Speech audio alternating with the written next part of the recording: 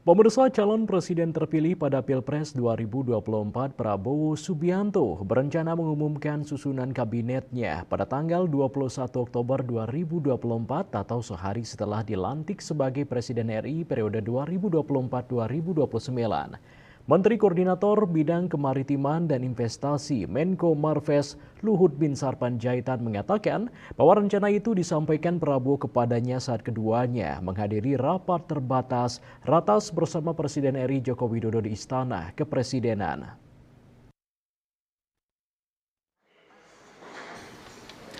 Luhut yakin Prabowo bakal langsung cepat bekerja menjalankan program-program kerjanya termasuk untuk menyelesaikan sejumlah persoalan dan tantangan yang dihadapi saat ini.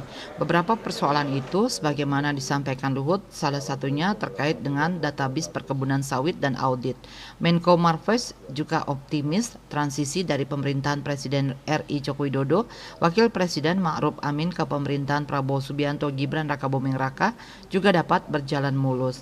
Alasannya Presiden Jokowi langsung menginstruksikan ke jajarannya untuk membantu transisi itu berjalan lancar sehingga pemerintahan baru yang nantinya dipimpin Prabowo tak perlu memulai dari nol.